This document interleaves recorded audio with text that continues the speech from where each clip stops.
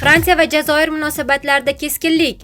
Fransiyada jazoirlik siyosiy shaxsning o'g'irlanishi ortidan ikki mamlakat o'rtasida diplomatik bosim keskin kuchaydi. Joriy yilning 15-aprel kuni Fransiya 12 nafar jazoirlik diplomatni mamlakatdan chiqarishini e'lon qildi.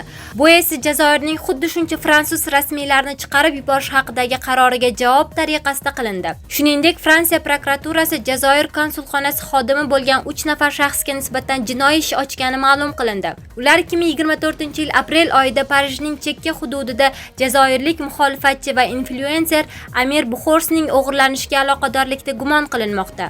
Biroq bu voqea ortida Fransiya va Jazoir o'rtasidagi kengroq tarixiy va geosiyosiy muammolar ham yashiringan deyilmoqda. Rossiya Tolibonni qora ro'yxatdan chiqardi. 17-aprel payshanba kuni Rossiya Federatsiyasi Oliy sudi bosh prokurorning Rossiyada Tolibon harakati faoliyatini taqiqlashni to'xtatib turish haqidagi ma'muriy da'vosini qanoatlantirdi. Qaror darhol kuchga kiradi, ya'ni Tolibon terrorchilik tashkilotlari ro'yxatidan chiqariladi.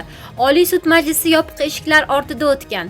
Afg'onistonda 2021-yilda hokimiyat tepasiga kelgan Tolibon harakati 2003-yilda BMT Xavfsizlik kengashi uni tegishli ro'yxatga kiritganidan keyin Rossiyada terrorchi tashkilot sifatida tan olingan edi.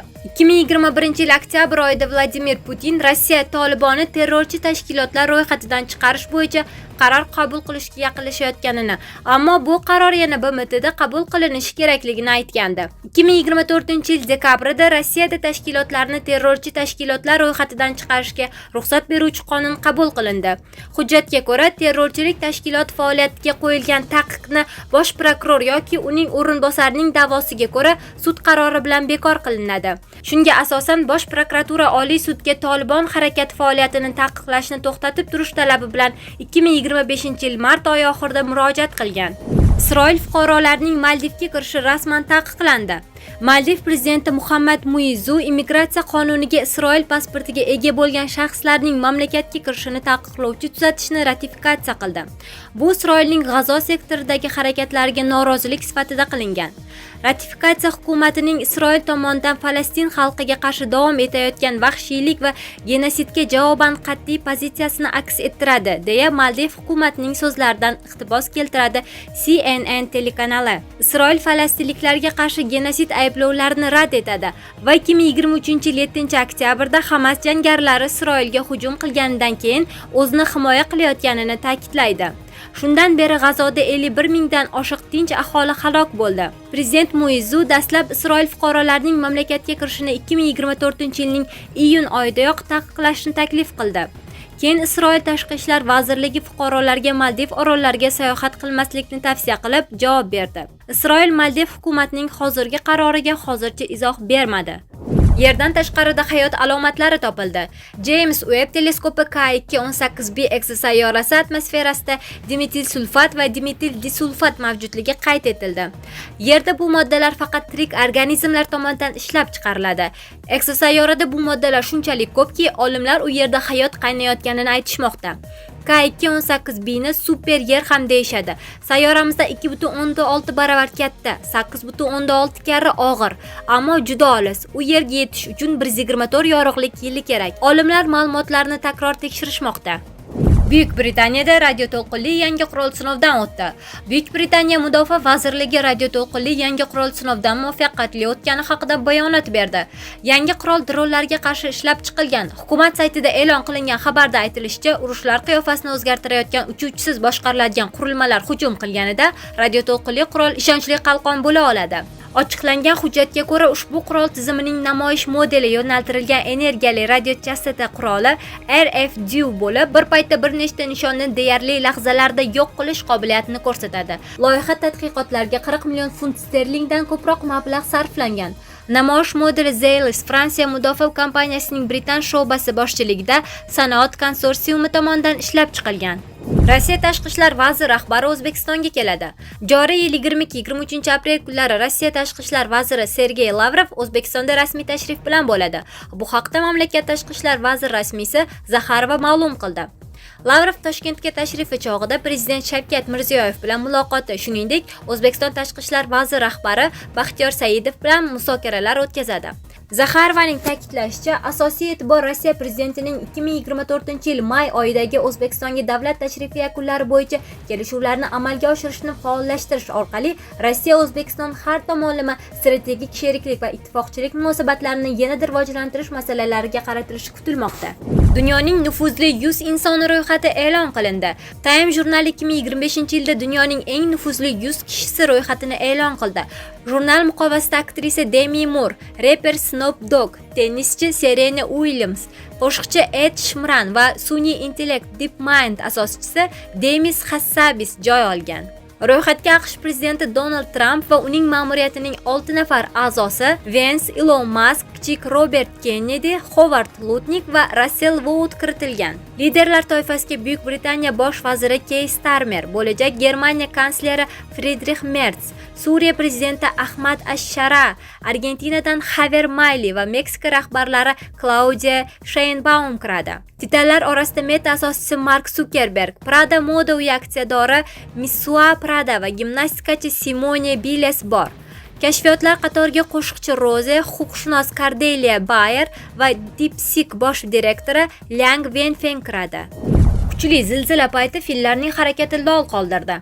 AQShning San Diego hayvonot bog'i fillari zilzila paytidagi harakatlari bilan barchani hayratda qoldirdi. Eslatib o'tamiz, Kaliforniya shtati janubida 14-aprel sanasida 5.2 magnitudali yer osti silkinishlari sodir bo'lgandi. Ushbu hodisa chog'i hayvonot bog'ida olingan video tasvirlar ijtimoiy tarmoqlarda tarqalgan. Hayvonot bog'ining fillar saqlanadigan volyerida olingan tasvirlar ko'rsatishicha, bu ziyrak jonivorlar favqulodda vaziyatlarda birlashib, krizis rejimiga o'tadi. Fillar orqama-orqa turib, tashqi xavfni qarshilash uchun shay turishdi. Bolalari bo'lsa odatda o'rtaga olishadi. Zilzila o'tib ketganidan so'ng fillar tarqalishgan, ammo bir-birlaridan uncha uzoqlashmagan. Millionlab Reddit foydalanuvchilari ushbu videoga munosabatlarini bildirishdi. Eng yaxshi izoh: fillar uchun oila hamma narsadan ustun. AQSh Isroilning rejasini chippakka chiqardi. Isroil may oyida Eronning yadroviy obyektlarga zarba berishni mo'ljallagandi, biroq prezident Trump uni qo'llash o'rniga Tehron bilan muzokaralarga ustunlik berdi deb yozdi The New York Times. Nashr suhbatdoshlariga ko'ra, bu masalada AQSh qo'llashiga isroilliklarning ishonchi komil edi, chunki Isroil ishlab chiqqan Eronning yadroviy obyektlarga qarshi zarba rejalarining deyarli barchasi AQSh tomonidan yordamni ko'zda tutardi. Amerikaliklar hujumda ham, Eron javob zarbasi qaytarganida ham ko'makka kelishini kutishgandi. Biroq Washingtonda Benyamin Netanyahu bilan o'tkazilgan uchrashuvda Trump masalaga katta nuqta qo'ydi.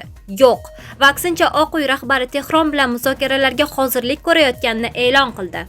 Indoneziyalik haydovchi navigator Google Maps'ga ishonib, qurilishi bitmagan 12 metrli ko'prikdan uchib tushdi. Rossiyadagi xonadonlarning birida 4 nafar o'zbekistonlikning jasadi topildi. Joriy yilning 13-aprel kuni Kaliningrad shahridagi uyda 4 nafar O'zbekiston fuqarosi jonsiz holatda topilgan. Vaziyatdan xabardor manbaga ko'ra, marhumlarning 2 nafari 26 yoshda, boshqalari esa 35 va 42 yoshda bo'lgan. Taxminlarga ko'ra, ular 11-13 aprel kunlari oralig'ida vafot etgan. Voqea joyida tergovchilar ish olib borgan. Dastlabki tekshiruvlarda marhumlarning jasadlarida zo'raki o'limning belgilari topilmagan. Fojiaga fuqarolarning is gazidan zaharlanishi sabab bo'lgan. Holat yuzasidan ehtiyotsizlik orasida o'limga sabab bo'lish moddasi bilan jinoyat ishi qo'zg'atilgan. Prokuratura jinoyat ishini tergov qilish jarayoni va natijalarini nazorat qiladi. Toshkentda giyohvandlikka qarshi itlar yordamida kurashish taklif qilinyapti. Ichki ishlar vazirligi Toshkent shahridagi jamoat joylari, xususan istirohat bog'lari va 12 ta xiyobonlar hududlarida giyohvandlik vositalari, ularning analoglari yoki psixotrop moddalar, shuningdek alohida toifadagi kuchli ta'sir qiluvchi moddalarning noqonuniy aylanmasiga chek qo'yish maqsadida 2025-yil 1-oktyabrdan 2026-yil 30-sentyabrga qadar tajriba sinov tariqasida kinologiya punktlarini tashkil etishni taklif qilmoqda. Bu borada ishlab chiqilgan hukumat qarori loyihasiga ko'ra, kinologiya punktlarida xizmatni tashkil etish Toshkent shahar Milliy gvardiya boshqarmasi hamda Toshkent shahar Ichki ishlar bosh boshqarmasi kinologiya bo'limining amaldagi shtat birliklari doirasida tashkil etiladi. Kinologiya punktlari Bojxona qo'mitasining Milliy kinologiya markazi tomonidan Milliy gvardiyaning buyurtmasi bo'yicha dual tizim asosida giyohvandlik vositalarini qidirish va antiterror yo'nalishlarida tayyorlangan xizmat itlari bilan shartnoma asosida ta'minlanadi. Kinologiya punktlarida xizmat olib boruvchi xodim va harbiy xizmatchilar jamoat xavfsizligi va osoyishtaligini ta'minlash, shuningdek, giyohvandlik vositalarining noqonuniy aylanmasiga qarshi kurashishda faol ishtirok etadilar. Shuningdek, Milliy gvardiya hamda Ichki ishlar vazirligi 2026-yil yil 1-noyabrga qadar tajriba sinov natijalarini puxta tahlil qilgan holda kelgusida mazkur amaliyotni respublikaning boshqa hududlarida ham tatbiq etishning maqsadga muvofiqligi yoki muvofiq emasligi yuzasidan Vazirlar Mahkamasiga asoslangan taklif kiritishlari lozim.